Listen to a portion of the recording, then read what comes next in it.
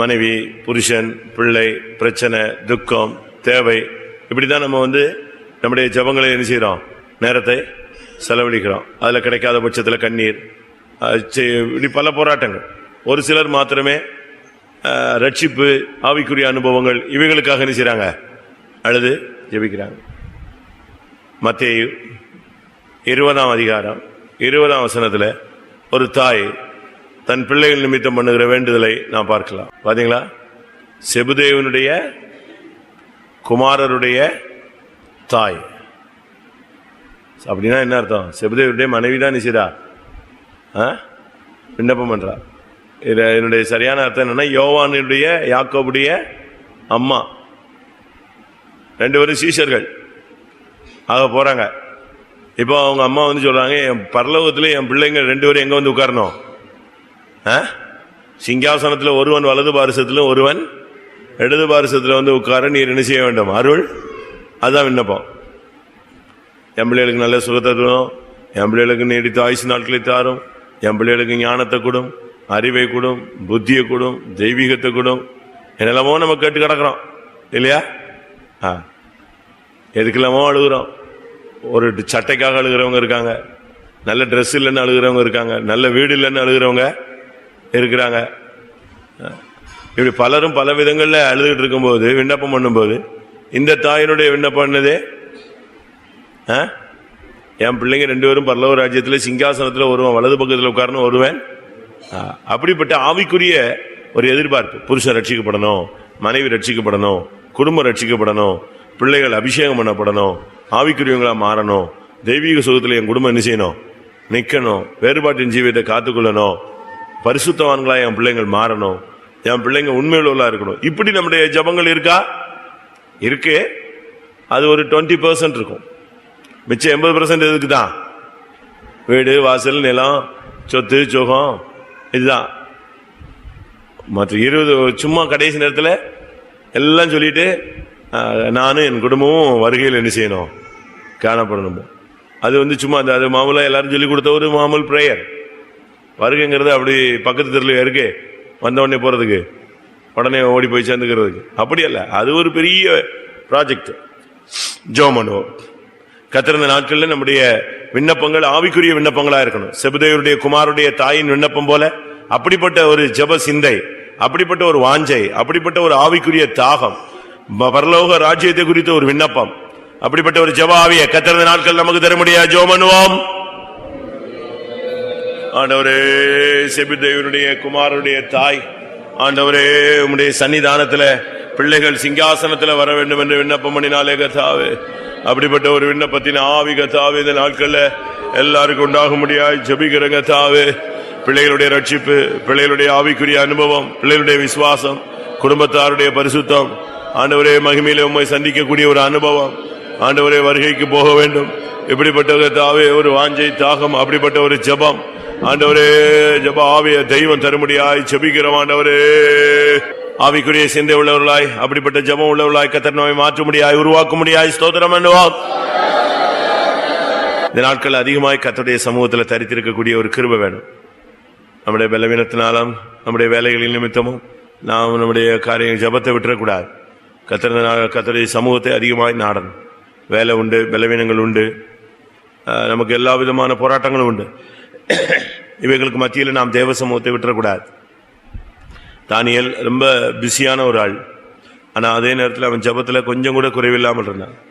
தாவீது ஒரு பேரரசன், ஆனாலும் அந்தி சந்தி மத்தியான வேலைகளில் 7 நேரம் இப்படிலாம் அவன் ஜபிக்கிறத விட்டுவிடவே இல்லை. அதுபோல கத்திருந்த நாட்களில் நமக்குடைய பலவீனங்கள், நம்முடைய வேலைகள், பழுகுள் மத்தியிலும் தேவ சமூகத்தில் காணப்பட நமக்கு கர்த்தர் உதவி செய்ய முடியாது. ஜெபம் பண்ணுவோம். ஆண்டவரே, எல்லாவற்றின் மத்தியில் கர்த்தாவே நாங்கள் உம்முடைய சன்னிதானத்தில், உம்முடைய சந்நிதியிலே காணப்படுவதற்கு உதவி செய்கிறதாவே. ஆண்டவரே, என்ன வேலையாக இருந்தாலும், என்ன பலவீனமாக இருந்தாலும் உம்முடைய சமூகத்தை விட்டுறக்கூடாது.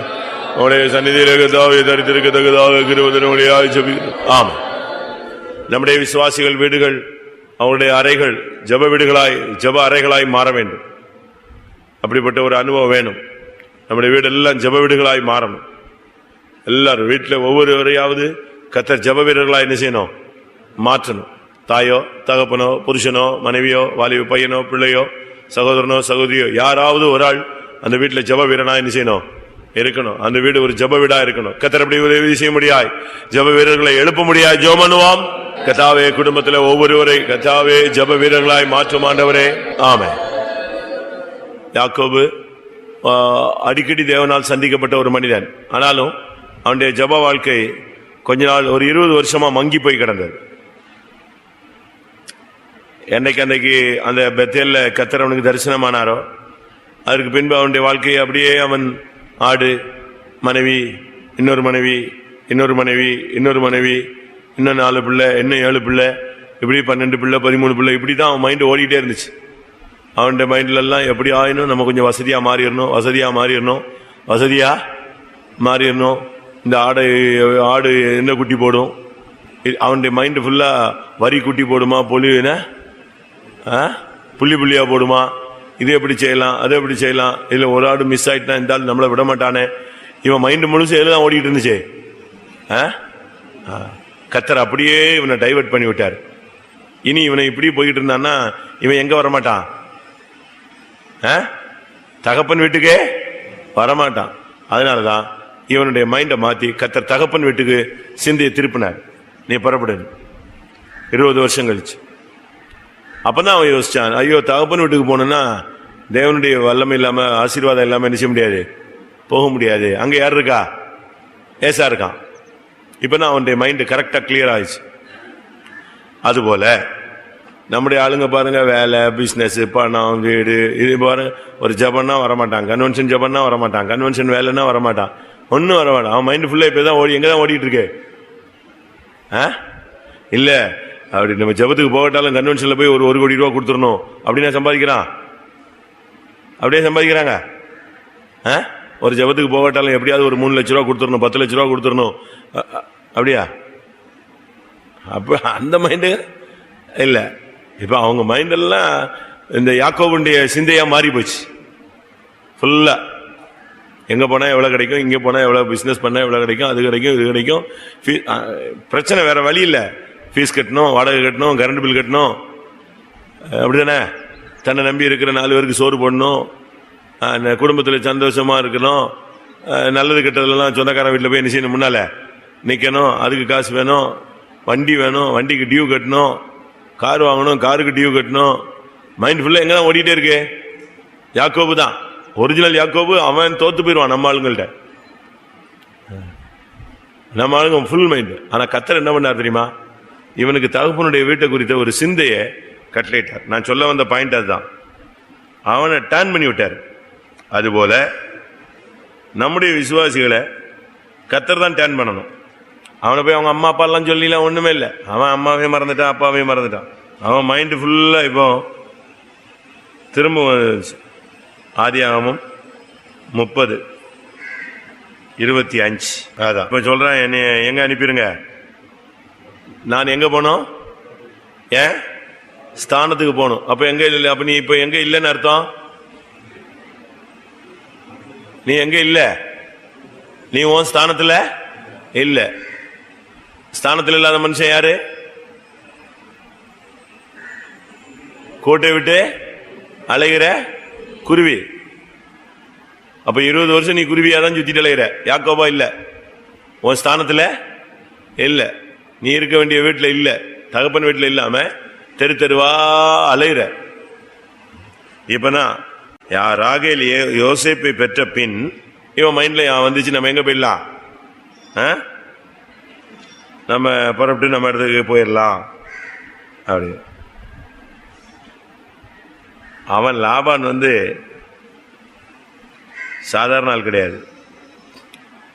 அவன் பார்த்தான், இப்ப நீ எதுக்கு போகணும், நீ இரு, உனக்கு என்ன வேணுமோ என்ன செய்யறேன், நான் செய்யறேன். 31ஆம் வசனம். திரும்பவும் மேய்த்து காய்ப்பேன். முடிஞ்சு போச்சா? திரும்பி வண்டி எங்க போட்டாங்க, ரிவர்ஸ் கேரு, திரும்ப அங்கதான் போய் நிக்குது. அவன் இவனை பார்த்தான், இவன் எப்படி தகப்பன் வீட்டுக்கு போவான், இவன் என்ன ஸ்தானத்துக்கு போறது, இவன் தான் மணி மைண்ட் ஆளாச்ச. உடனே பார்த்தான், உனக்கு என்ன வேணும்னு கேளு, நான் உனக்கு என்ன செய்யறேன், தர்றேன். அவனே சொன்னா, எனக்கு ஒன்றும் தர வேண்டாம், சொல்றபடி நீ செஞ்சீன்னா நெஞ்சிடலாம், திரும்ப நான் எங்கே உட்காந்துக்கிறேன், என் ஸ்தானத்துக்கே போல, நான் திருப்பியும் குருவியாவே இருந்துக்கிறேன். எப்படி கூட்ட விட்டு அலைஞ்சிக்கிட்டு சுத்திட்டு அலையிறேன். உடனே அது பிறகுதான் என்ன செஞ்சது, புள்ளி வரியெல்லாம் அது பிறகுதான் என்ன செய்யுது, டிசைன். இப்படியே திரும்பவும் அவனுடைய மைண்ட்ல பணம் தான். 43ஆம் வசனம், இவ்விதமாய் அந்த புருஷன் மிகவும் விருத்தி அடைந்து திரளான ஆடு, வேலைக்காரு, ஒட்டகம், கழுதை இதெல்லாம் உடையவனா நான். அவனுடைய மைண்ட்ல நல்லா வந்துச்சு. கொஞ்சம் எழுப்புதல் மாதிரி வந்தான். திரும்பிடலாம், ஜெபம் பண்ணிடுவோம், இனிமே வீடு எப்படி ஆயிடணும், நல்லா இருக்கணும், விசுவாச வீடு மாதிரி இருக்கணும், ஜெபம் பண்ணணும், காலையில் ஒரு பாட்டு பாடணும், சாயங்காலம் ஒரு பாட்டு பாடணும், இனிமேல் நம்ம சண்டை போடக்கூடாது, நல்லா ஜெபம் பண்ணணும், ஒரு மனமா குடும்ப ஜெபம் நடக்கணும், எல்லாம். இது இந்த சுத்திரி கூட்டத்தில் ஆகும். அதுக்குள்ள அவன் வந்துட்டான், லாபம் வந்துட்டான். ஏன் இதெல்லாம், உனக்கு என்ன வேணுமோ கேளு, நான் என்ன செய்றேன், தர்றேன். பிசாசு கேட்குறான், உலகத்தின் மகிமை உனக்கு என்ன வேணும், இன்னொரு வண்டி வேணுமா, இன்னும் கூட லோன் வாங்கி தரேன், உனக்கு நல்ல இடத்துல லோன் வாங்கி தரேன், குறைஞ்ச வட்டியில் என்ன செய்றேன், வாங்கி தரேன், இன்னும் உனக்கு வீடு வாங்கி தரேன், லோன் போட்டு என்ன செய்ய, வீட கட்டு, அதுல நீ ஒரு 15 வருஷம் சிக்கிக்கோ. இப்படித்தான் பிசாசு என்ன செய்யறான், நம்ம ஆளுங்களை மறுபடியும் ரொட்டேஷன்ல கொண்டு போய் விட்டுறான். அதே மாதிரிதான் இவன் போய் சிக்கனான். ஆனா கர்த்தர் அன்னைக்கு ஒரு தடவை அவனை சந்திச்சாரு, திரும்பவும் அவனை சந்திச்சாரு. 31ஆம் அதிகாரம் போதுமா? இப்ப 2வது கர்த்தர் அவன் என்ன செய்யறாரு, நீ கிளம்பு, இனிமே நீ இந்த ஆடு மாடு எல்லாம் உனக்கு என்ன இல்ல, தேவையில்லை, நீ எங்க போலாம், தகப்பன் வீட்டுக்கு போகலாம், புறப்படு, அவ்வளவுதான். அப்பொழுது அது பிறகுதான் இவனுக்கு ஒரு வாஞ்சையே உண்டான். 31ஆம் அதிகாரம் 30ஆம் வசனம்,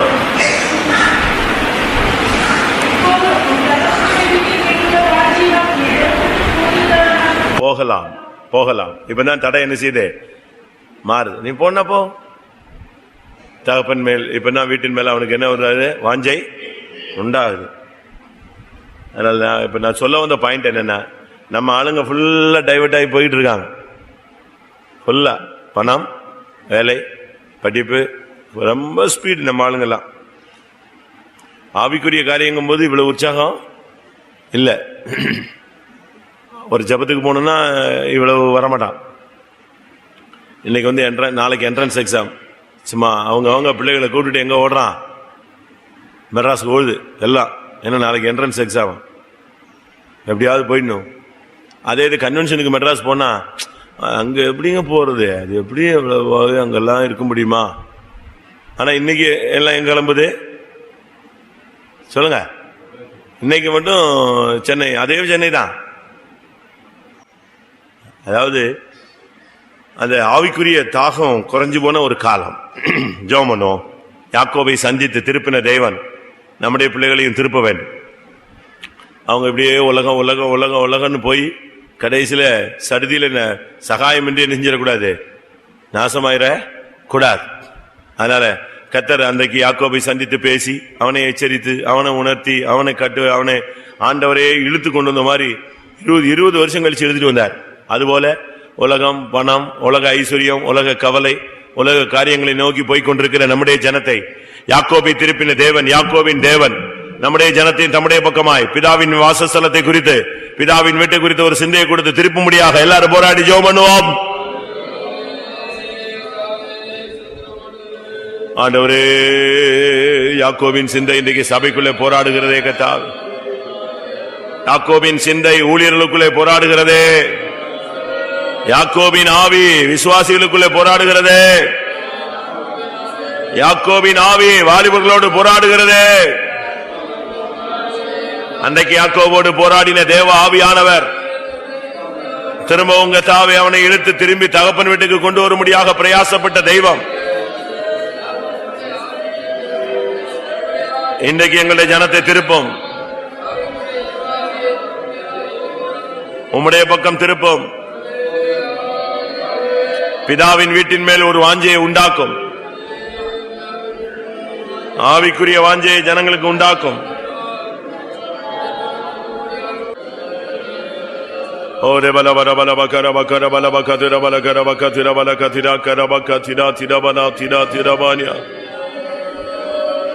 ஆண்டவரே, யாக்கோபு பாதை வருஷ கணக்காய் உலக ஆசீர்வாதத்தை நாடி போனாலும் உலக கவலையில சிக்கி கொண்டாலும் இரக்கமுள்ள தேவன் அவனை சந்தித்தீரே. அவனை பிதாவின் வீட்டுக்கு திருப்பி அழைத்துக் கொண்டு வந்தீரே. அதுபோல கர்த்தாவே, பாதை மாறி போன ஒவ்வொரு விசுவாசிகள், வாலிபர்கள், ஊழியர்கள், விசுவாண்டவரே, சிறியோர் பெரியோர் எல்லாரையும் பிதாவின் வீட்டுக்கு கர்த்தாவே சிந்தையை கொடுத்து கர்த்தாவே திருப்ப முடியாய் ஜெபிக்கிறோம். பரமபிதாவின் வாசஸ்தலத்தை குறித்து வெளிப்படுத்தலை கொடுத்து கர்த்தர் திருப்ப முடியாய் ஜெபிக்கிறோம். ஆண்டவரே, நம்முடைய ஜனத்தினுடைய சிறையிருப்புகளை மாற்றணும். பலவிதமான சிறையிருப்புக்குள்ள, கட்டுக்குள்ள, போராட்டங்களுக்குள்ள, சிக்கல்களுக்குள்ள, கன்னிகளுக்குள்ள பல காரியங்களில் சிக்கி இருக்காங்க, அகப்பட்டிருக்காங்க. பல வல்லமைகள்ல போய் இவங்களே விழுந்திருக்கிறாங்க. இப்படி பல காரியங்கள் இருக்கு. சங்கீதக்காரன் சொல்லுகிறான், தெக்கத்தி வெள்ளங்களை திருப்புகிறது போல எங்கள் சிறையிருப்பை திருப்பும். சியோனின் சிறையிருப்பை திருப்பும் பொழுது நாங்கள் சொப்பனம் காண்கிறவர்கள் போல இருந்தோம். இப்படி நடக்குமா? ஆச்சரியமா இருந்தது. வாசிங்க 100. தெக்கத்தி வெள்ளங்களை திருப்புகிறது போல, வெள்ளங்களை வருகிற வெள்ளத்தை டைவர்ட் பண்ணி விட்டா எப்படி இருக்கும்? அணை உடஞ்சி வரும்போது திருப்பி விட்டீங்கன்னா எல்லாத்தையும் அடிச்சு நினைச்சிடும். அதுபோல சிறையிருப்பை கர்த்தர் மாற்றும். தெக்கத்திய வெள்ளங்களை திருப்புகிறது போல எங்கள் சிறையிருப்பை நீர் திருப்பும். அதனால கர்த்தர் இந்த நாட்களில் சிறையிருப்பை மாற்றணும். சிறையிருப்பை மாற்றும் பொழுது, சிறையிலிருந்து பேதுருவை வெளியே கொண்டு வந்த போது அவன் எப்படி நினைச்சான்? தரிசனம் காண்கிறது போலதான் கண்டான். அவனுக்கு விடுதலை கிடைச்சதை நம்பவே ஏதோ ஒரு சொப்பனம் அப்படின்னா. வாசிங்க அப்போஸ்தலர் 12ஆம் அதிகாரம்.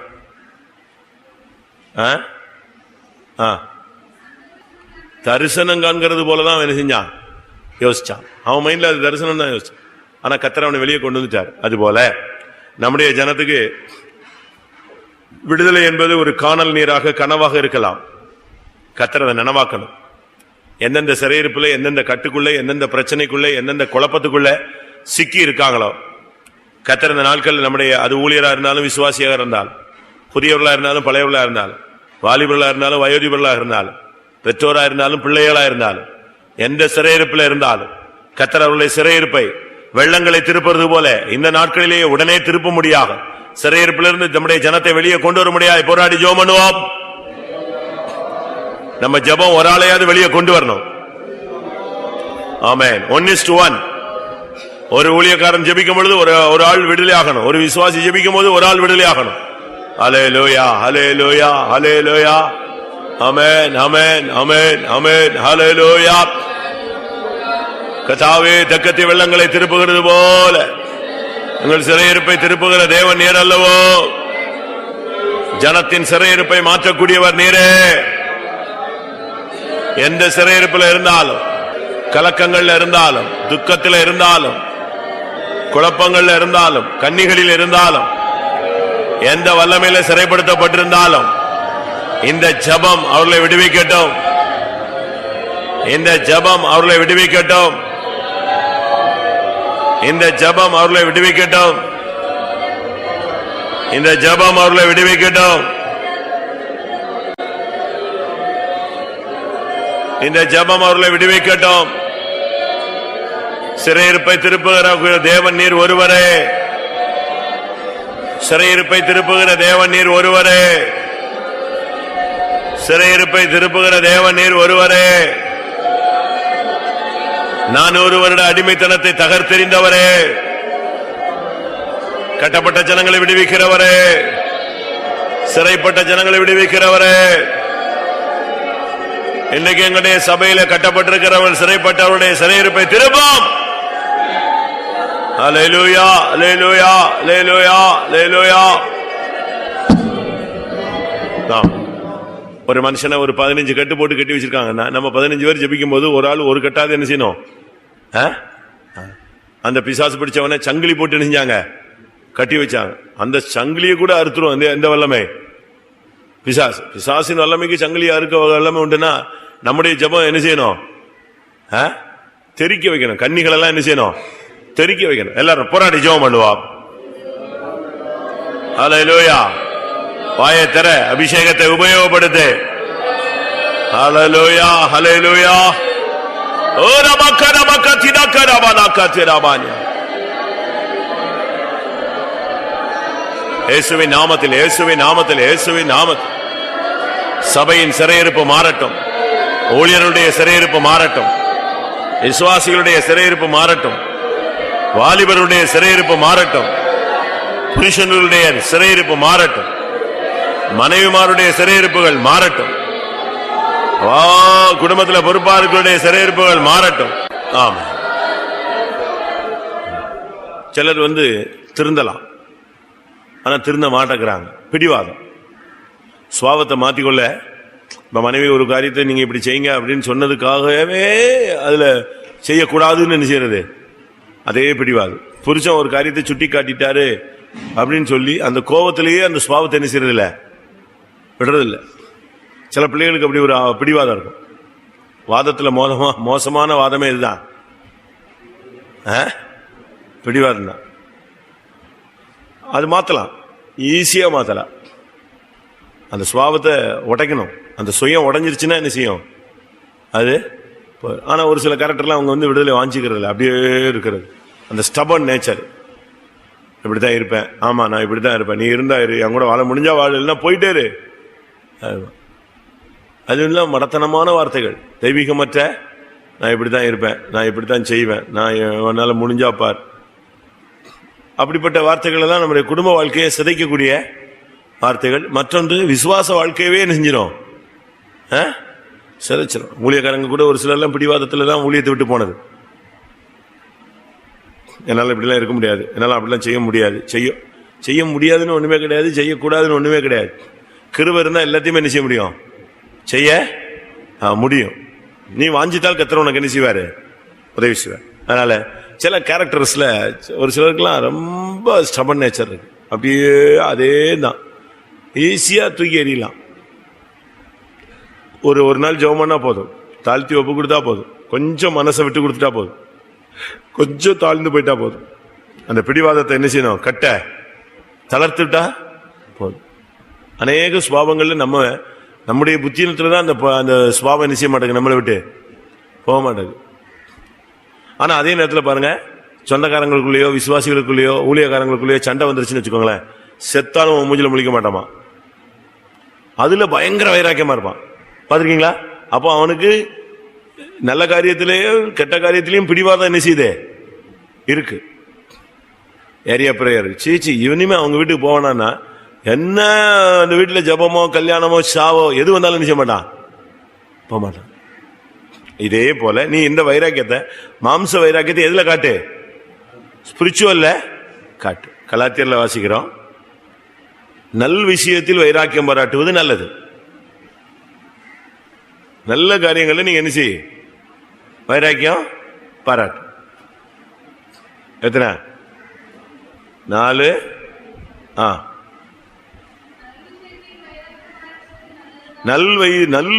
நல்ல விஷயத்துல வைராக்கியம் பாராட்டு.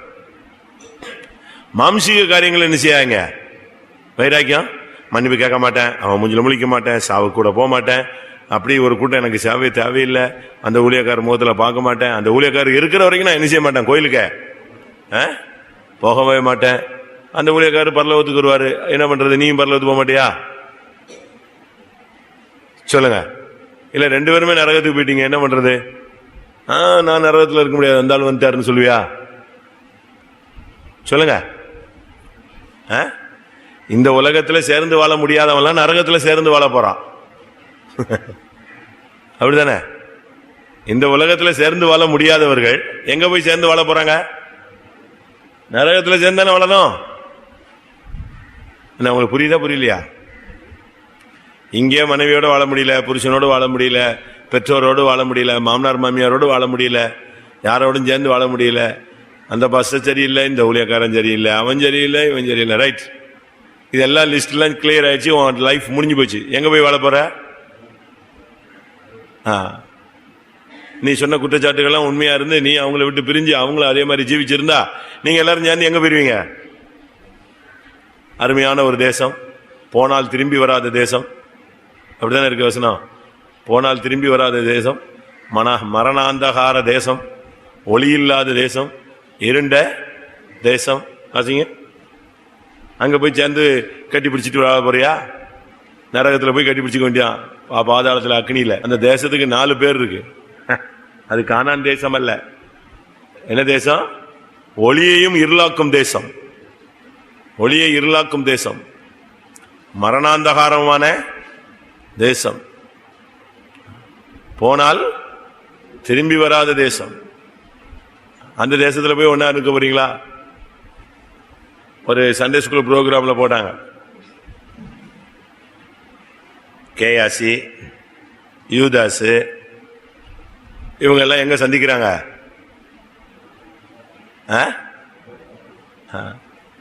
அங்க சந்திச்சுக்கிட்டு சண்டை போடுறான். கேயாசி சொல்றான், இயேசு கூட இருந்துட்டு இப்படி பணம் இவன் அவனை சொல்லுவான், கேயாசிய ஊழியக்காரன் கூட இருந்துகிட்டே நீ என்ன செஞ்சிட்ட, போய் வாங்கிட்டு வந்து குஷ்டரோகி, உலகத்திலேயே நீ குஷ்டரோகி, இங்க வந்து என்னடா சாதிச்சுட்டான். அவன் நீ மட்டும் என்னதை சாதிச்சிட்டம்மா? இவன் யாரு? கேயா சொல்லுவான், ரட்சக நானாவது ஒரு தீர்க்கதரிசி கூட இருந்து பின்மாறி போயிட்டேன், நீ யாரு கூட இருந்தே கூட போயிட்ட? இயேசு கூட இருந்து. நான் வந்து எலியாவை விக்கலடாப்பா, எலிசாவை நான் என்ன செய்யல, காசுக்கு விக்கல, நீ தான் நெஞ்சிட்ட. மீட்பெரிய ஆத்தும மீட்பெரியே வித்தவனாச்சே. எங்க எங்க சண்டை போடுறான் 2 பேரும்? நரகத்துல. ரொம்ப நல்லா இருந்துச்சு அந்த ஆர்டிக்கல். நான் உட்கார்ந்துருந்தேன் இன்னைக்கு, நானும் ஒரு கெஸ்டா போயிருந்தேன் அந்த ப்ரோக்ராம். இன்னொருத்தர் இருப்பான் அதுல, ஞாபகம் இல்லை எனக்கு. 3 பேர் ஒருத்தனை அடிச்சுக்குவாங்க நரகத்துல. இவன் அவனை சொல்லுவான், அவன் இவனை சொல்லுவான், இவன் அவனை சொல்லுவான், நீ இப்படி பண்ண அப்படி பண்ண. சேர்ந்து அதான் இங்க சேர முடியாதவெல்லாம் எங்க போய் சேர்ந்துட வேண்டியதான். அப்படி போய் சேர போறீங்களா? அப்படி சேர போறீங்களா? யாராவது இங்க இருக்க முடியாது, விட முடியாது. சில பழக்க வழக்கங்கள் நம்மளை போட்டு கட்டுப்படுத்துது. பேசவே பேசாத, பேசவே பேசாத, பேசவே பேசாதன்னு சொல்லுவோம். பேச மாட்டேன் பேச மாட்டேமா, டபால்னு பேசுவான் பாருங்க. ஒரு ஆளு கூட்டத்தில் எப்பவுமே கத்திட்டே இருப்பானா உற்சாகமா. ஒரு நல்ல ஒரு ஹிட் பாயிண்ட் சொல்லிட்டு அவனுக்கு என்ன ஆயிடும், உற்சாகத்தில் அல்லேலூயான்றான், ஏதாவது ஒன்று சொல்லிடுவான். அது வந்து கூட்டத்தில் அப்பப்போ என்ன எப்படி இருக்கும், டிஸ்டர்பா இருக்கும். இவன் சொன்னதை கேட்டா திடீர்னு அல்லேலூயா அப்படின்னா உடனே என்ன செய்வாங்க ஜனங்கள்லாம்? ஒரு சிலர் திரும்பிடுவாங்க, ஒரு சிலர் பரியாசமா பார்ப்பாங்க, ஒரு சிலருக்கு அந்த பிரசன்ஸ் போயிடும்.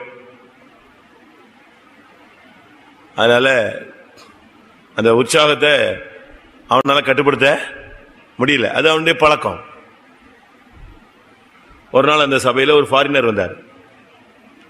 இந்த பாஸ்டருக்கு அவர் ஏதாவது சொல்ல இவன் கத்தி கத்தி நெஞ்சிருவான், சபையவே டேன் பண்ண வச்சிருவான், குழப்பிடுவான். அதனால தம்பி நீ கத்தவே கூடாது. ஏன்னு கேட்டான். இல்லை நீ கத்திராத, நீ கத்தினா மற்றவங்களுக்குலாம் டிஸ்டர்பா இருக்கும். சரி நீ கத்தாம இருந்தீன்னா உனக்கு ஒரு செட்டு செருப்பு வாங்கி தரேன். உனக்கு செருப்பு இல்லைன்னு கேள்விப்பட்டேன், உனக்கு என்ன செய்யற, உனக்கு சப்பல், அருமையான சப்பல் வாங்கி தரேன். ஆனா அங்க கூட்டம் ஃபாரின்ல இருந்து வந்திருக்காரு, அவர் கூட்டம் முடிஞ்சு போற வரைக்கும் நீ நினைச்சக்கூடாது, கூட்டத்தில் கஜாமையான்னு கத்தி ஏதாவது அலையிலையா ஏதாவது பண்ணி குழப்பிடாது. ஓகேன்ட்டான். கூட்டம் தொடங்கி பாட்டெல்லாம் முடிஞ்சு பிரசங்க சூடு பிடிச்சிருச்சு. சூடு பிடிச்சா இந்த பாஸ்டர் இவனை தான் பார்த்துட்டு இருக்காரு, இவன் கத்திருவானோ இவன் கத்திருவானோ கத்திருவானோ. ஜனங்கள்லாம் இவனை அப்பப்போ பார்த்துக்கிறாங்க. ஏன்னா ஃபாரினர் ரொம்ப ஸ்பீட் பண்றாரு. பாயிண்ட கூட்ட கூட்ட இவனுக்கு கண்ட்ரோல் கிடைக்குமா கிடைக்கலன்னு இவ இருக்கிறவங்க அவ்வளவு இவனை தான் பார்த்துட்டு இருக்கான். ஐயோ கத்திருவானோ கத்திருவானோ கத்திருவான்.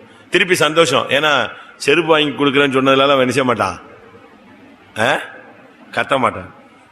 என்ன 5 நிமிஷம் ஆச்சு, உச்சகட்ட பிரசங்கம் வந்துருச்சு, ஏசு வருகிறார் அப்படின்னு ஒரு ஹிட் வந்த உடனே இவன் சொன்னா, செருப்பு கிடைச்சாலும் சரி செருப்பு கிடைக்காவிட்டாலும் அல்லேலூயான்ட்டான். அது வரைக்கும் ஒழுங்கா விட்டுருந்தா கூட அல்லேலூயா சொல்லிட்டு இருப்பான். இப்ப அவனை செருப்பு இருப்புன்னு சொல்லி விட்ட உடனே அவன் எங்க வந்துட்டான், செருப்பு கிடைச்சாலும் சரி செருப்பு கிடைக்காவிட்டாலும் சரி அல்லேலூயான்ட்டான். அது அவனுடைய பழக்கம், அவனால மாத்த முடியல. உங்களுக்கு அப்படி மாத்த முடியாம இருக்கா? பரலோகம் கிடைச்சாலும் சரி கிடைக்காவிட்டாலும் சரி 4 வார்த்தை கேட்காம விடுறதே இல்லை.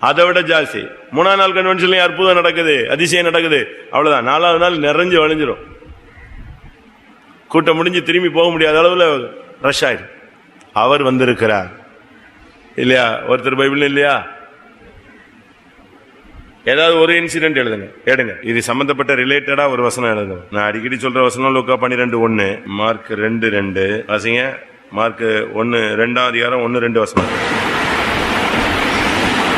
சில நாட்களுக்கு பின்பு அவர் மறுபடியும் கப்பர்நகூமுக்கு போனார். அவர் வீட்டில் இருக்கிறார் என்று ஜனங்கள் கேள்விப்பட்டு. இருக்கா நான் சொன்னதே? உடனே வாசலுக்கு முன்னும் நிற்க இடம் போதாதபடிக்கு அநேகர் கூடி வந்தார். எப்படி இருக்கும்? அவர் வந்திருக்கிறாரு, அவர் வீட்டில் இருக்கிறாரு, அவர் ஃபெய்த்தம்ல வந்திருக்காருன்னா யார் வருவா? ஜனம் தானா வரும், ஓடி வரும். இயேசு வந்திருக்கிறார், இயேசு வந்திருக்கிறார். இன்னும் பல இடங்கள்ல இருக்கு. அவர் வந்திருக்கிறார் என்று கேள்விப்பட்ட போது ஜெபம் பண்ணுமா? எல்லாரும் ஜெபம் பண்ணலாமா? இந்த கன்வென்ஷன்ல அவர் வரணும். அவர் வந்துட்டா போதும், ஜனம் சும்மா குவியுங்க. ஒரு ட்ரிப் இப்படி வந்து கூடிடுச்சுன்னு வச்சுக்கோங்க, அடுத்த வருஷம் அதே கூட்டம் என்ன செய்யும்? அலை மோதும். அதுக்கு அடுத்த வருஷம் இன்னும் அலை மோதும். அவ்வளவுதான். அதுக்கப்புறம் நாசரேத்தினுடைய நேமே நெஞ்சிடலாம் மாறி போயிடும். சர்ச்சினுடைய டெவலப் எல்லாமே அப்படி டோட்டல் சேஞ்ச். ஜெபம் பண்ணுவோம் எல்லாரும். கத்தர் இந்த கன்வென்ஷன்ல அநேகம் ஆயிரம் ஜனங்களை கத்தர் கொண்டு வரணும். காரணம், அவர் வர வேண்டும். அவர் வந்து நடத்தி இந்த தேசத்தை தம்முடைய பக்கமா இழுக்க முடியாது. ஜெபம் பண்ணுவோம். ஆம், இந்த கன்வென்ஷன் முழுவதையும் கத்தர் நடத்தணும். சின்ன காரியமானாலும் பெரிய காரியமானாலும், ஆவிக்குரிய காரியமானாலும் பூமிக்குரிய காரியமானாலும், எந்த ஒரு காரியமானாலும் முழுவதும் கத்தருடைய ஆளுகை காணப்படும். அவர் இருந்து ராஜரீகம் பண்ண வேண்டும். அவர் இருந்து நடத்தினா எல்லா இடத்துலையும் சமாதானம் இருக்கும், எல்லா இடத்துலையும் நிறைவு இருக்கும், எல்லா இடத்துலையும் இளைப்பாறுதல் இருக்கும், எந்த குறைவு இருக்காது, எந்த குற்றச்சாட்டு இருக்காது. அவர் இருந்தால் அற்புதங்கள் நடக்கும், அவர் இருந்தால் அதிசயங்கள் நடக்கும், அவர் இருந்தால் தேவனுடைய சத்தம் தொனிக்கும். எல்லாமே அவர் தான், மையப்பொருள் அவர் தான். அதனால கத்தர் நாட்கள்ல கன்வென்ஷன்ல இறங்கி வந்து அவரே இருந்து எல்லாவற்றையும் முழுவதையும் கத்தர் நடத்த முடியாது. ஜெபம் பண்ணுவோம். ஆமே. இந்த வேலைகள் எல்லாம் சீக்கிரம் முடியணும். நமக்கு அடுத்த வாரம் ஃபுல்லாவே ஃபாஸ்டிங் டேட். அதனால இந்த நாட்கள்ல அந்த நாள் தான் வேலை ஃபுல்லா இருக்கும். அதனால ஒரு தடையில் நம்ம போய் அதை ஒன்றும் பண்ண முடியாது. அது நமக்கு டைம் ரொம்ப, இந்த ஃபாஸ்டிங் டேட்டில் தான் நமக்கு டைம் இருக்குது. அதனால் அதுக்குள்ளே அந்த வேலைகள்லாம் என்ன செய்யணும்? முடியணும். சென்னை அடுத்த ஞாயிற்றுக்கிழமை பவனி. இன்னும் எத்தனாவது நாள்? இன்னும் 9வது நாள், 8வது நாளில் பவனி. அப்படி இருக்கும்போது நம்ம அதுக்கேற்ற மாதிரி ரெடி ஆகணும். இந்த வாரம் ஃபுல்லாக நமக்கு உபவாச நாள், ஜபம், காலை மாலை காலை மாலை காலை மாலைன்னு நினைச்சியும் ஃபுல்லாக ஜபம் ஓடிட்டு இருக்கும். இந்த நேரத்தில் நம்ம ஒன்றுமே பண்ண முடியாது. அதில் கத்தர் தான் எல்லா வேலைகளையும் முடிக்கணும். கத்தர் செய்து முடித்து தர முடியாது. ஜெபம் பண்ணுவோம். அற்புதங்களை நிகழ்த்த வேண்டும், அதிசயங்களை நிகழ்த்த வேண்டும், பிசாசுகளை துரத்த வேண்டும், வியாதியஸ்தர்களை குணமாக்க வேண்டும், ஜனங்களுக்கு ரட்சிப்பு, சமாதானம், இளைப்பாறுதல், மகத்தான கிரியைகள் நடக்க வேண்டும். தேவனால் கூட அது ஒன்றுமில்லை. அவருடைய கைகள் குறுகி போகவில்லை, அவருடைய வல்லமை குறைந்து போகவில்லை. அதனால் இந்த கன்வென்ஷன்ல கத்தர் எழுந்தருளி பெரிய காரியங்களை, தேசம் கத்தருடைய நாமத்தை உயர்த்தக்கூடிய அளவுல பெரிய காரியங்களை கத்தர் நாசரேத்து கன்வென்ஷன்ல செய்ய முடியாது. ஜெபம் பண்ணுவோம். ஆமென். இந்த நாசரேத்தில் உள்ள எல்லா சபைகளையும் கத்தர் சந்திக்கணும். இந்த கன்வென்ஷன் மூலமாய் அவங்க என்ன ஆவிக்குரிய சபைகள் உண்டு, ஒரு சாதாரணமான ஒரு சபைகள் உண்டு, அபிஷேகம் பெற்றவர்கள் உண்டு, அபிஷேகம் இல்லைன்னு சொல்றவங்க உண்டு, கத்தருடைய ஆவி இல்லைன்னு சொல்றவங்க உண்டு. ஒவ்வொருத்தரும் ஒவ்வொரு மாதிரி. அந்த நாட்களில் வேதபாரகர் இருந்தாங்க, பரிசேயர் இருந்தாங்க, சதுசேயர் இருந்தாங்க. அதாவது ஒவ்வொருத்தரும் ஒவ்வொரு டீம். பரிசேயர் உயிர்த்தெழுதல் உண்டு, மரணம் உண்டு, உயிர்த்தெழுதல் உண்டு, நித்திய ஜீவன் உண்டுமா. சதுசேயர் அப்படி சொல்ல மாட்டான். அப்படிலாம் ஒண்ணுமே கிடையாது. மரணத்துக்கு பின்னெல்லாம் வாழ்வு கிடையாது, உயிர்த்தெழுதல்லாம் கிடையாது. அப்படி பைபிள்ல நீங்க படிச்சு பார்க்கலாம். அதுபோல இப்ப நம்ம மத்தியில தேசத்துல இருக்கிற சபைகள்ல ஒரு குரூப் பிரதரன் சர்ச்சுன்னு ஒரு சர்ச் இருக்கு. அதுல என்ன கிடையாது? பரிசுத்த ஆவியே நம்புறது இல்ல. யெகோவா விட்னஸ்னு ஒரு சர்ச் இருக்கு. அவங்க இயேசுவே என்ன செய்யறது இல்ல, ஏற்றுக்கொள்றதே இல்ல. இன்னும் ஒரு சில சபை பரிசுத்த ஆவியை என்ன செய்யல, அங்கீகரிக்கல. 7th டே அவன் ஞாயிற்றுக்கிழமையை அக்செப்ட் பண்றதே கிடையாது. ஞாயிற்றுக்கிழமெல்லாம் கிடையாது, சனிக்கிழமை தான், அதுதான் கரெக்ட் அப்படிமா. இப்படி ஒவ்வொன்றும் ஒவ்வொரு விதமான போதகங்கள். அந்த நாட்களில் சபையிலேயே இப்படிப்பட்ட போதகங்கள் இருந்துச்சு. நிக்கோலாய் மதஸ்தரின் போதகம் உன்னிடத்துல உண்டு அப்படின்னு ஆவியானவர் சொல்றார். இப்போ ஒவ்வொரு மதமும் ஒவ்வொரு மார்க்கமும் ஒரு சபையில் டிஃபரெண்டான கொள்கைகள். அதாவது இவைகளுக்கு மத்தியில் நம்ம கன்வென்ஷன் வைக்கிறோம். அந்த கன்வென்ஷன் மூலமா இந்த சபைகள் எல்லாம் சந்திக்கப்பட வேண்டும். நாசரேத்தில் உள்ள எல்லா சுற்றுப்புறத்தில் உள்ள சபைகளையும் கர்த்தர் சந்திக்க முடியாது. இந்த கன்வென்ஷன் மூலமா இந்த சபைகளுக்குள்ள மாற்றங்கள் உண்டு பண்ண முடியாது. ஜெபம் பண்ணுவோம். ஆமென். கர்த்தர் சபைகளை சந்திக்க முடியாது. ஸ்தோத்திரம் பண்ணுவோம். ஸ்தோத்திரம் ஸ்தோத்திரம். அன்றைக்கு போதகர்களே இயேசுவை தேடி வந்தார்கள் இல்லையா? நிக்கதமோ ஒரு போதகன். இஸ்ரவேலில் நீ ஒரு போதகனா இருந்தும் அப்படின்னு சொல்றார். அவன் யாரை தேடி வந்தான்? இயேசுவை தேடி வந்தான். வாசிங்க யோவான் 3ஆம் அதிகாரம். அவன் நல்லா சொன்னா, அவன் ஒரு பார்ட் டைம் ஒர்க்கர் தான். முதல் வசனம், யூதருக்குள்ளே அதிகாரியான அவன் சொல்றான். அவனை பத்தி 10ஆம் வசனத்துல சொல்லியிருக்கு, இஸ்ரவேலில் நீ ஒரு போதகன். யோவான் 3ஆம் அதிகாரம் 1லையும் 10லையும் பாத்தீங்கன்னா, 10ல் போதகன், 1ல் அவன் யாரு? அதிகாரி. அப்படின்னு என்ன அர்த்தம்? பார்ட் டைம் ஜாப் தான் எது பண்ணியிருக்கான். போதக வேலையெல்லாம் என்னதான் பிரைவேட்ல தான் செஞ்சிருக்கான். பார்ட் டைம் தான். ஃபுல் டைம் அவனுக்கு என்னது? அதிகாரி தான் அவன். சரி, ஆனா இவன் இயேசுவிடத்தில் ரபி, நீ தேவனிடத்திலிருந்து வந்த போதகர் என்று அறிந்திருக்கிறோம் அப்படின்னு என்ன அர்த்தம்? அப்ப இவனும் போதகன் தான். இவன் யார்கிட்ட வரல? தேவனிடத்திலிருந்து வரல. அதான் ரபின்னா என்ன அர்த்தம்? போதகரே என்று அர்த்தமாம். அப்போ ஆனா இயேசு அவனை அக்செப்ட் பண்ணிக்கிட்டாரு. இஸ்ரவேலில் நீ ஒரு போதகர். வசனம் சொல்றவெல்லாம் போதகன் தான். அதனால அன்றைக்கு நிக்கோதேமுவை சந்திச்ச தெய்வம் இன்னைக்கு இந்த நாசரேத்தில் இருக்கிற எல்லா போதகர்களையும் சந்திக்க முடியாது. ஒரு விஷயம் ஜெபம் பண்ணுவோம். ஆண்டவரே, ஒவ்வொரு சபையிலையும் போதகம் பண்ணுகிறவர்களை கர்த்தர் சந்திக்க முடியாது. ஜெபிக்கிறங்க தாவே. நிக்கோதேமுவை உம்முடைய பக்கம் இழுத்தீரே கர்த்தாவே. ஆழமான சத்தியங்களை சொல்லிக் கொடுத்தீரே கர்த்தாவே.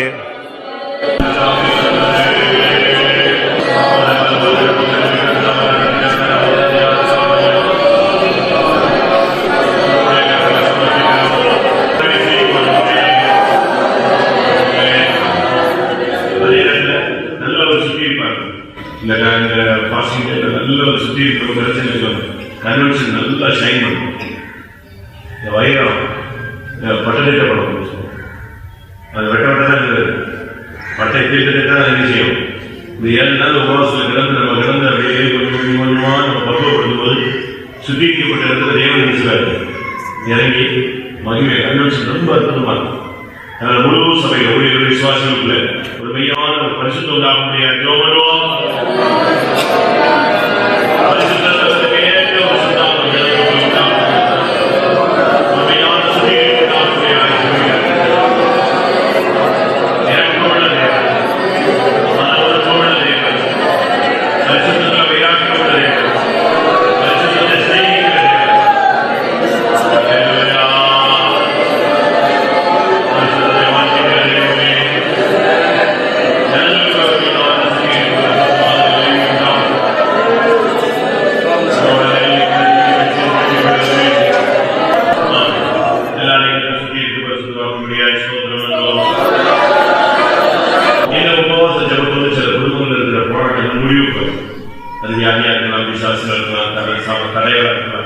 சாபங்களா இருக்கலாம்.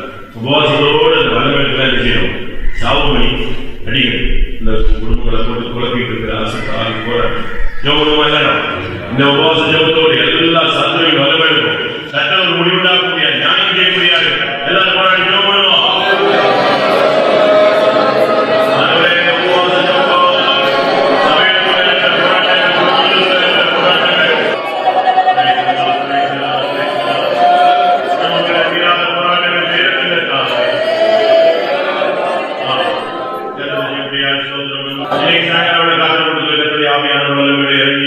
சபையை சுற்றி இருக்க முடியாது. எல்லாரையும் தேவனுடைய வல்லமையால் முடிச்சுக்க முடியாது.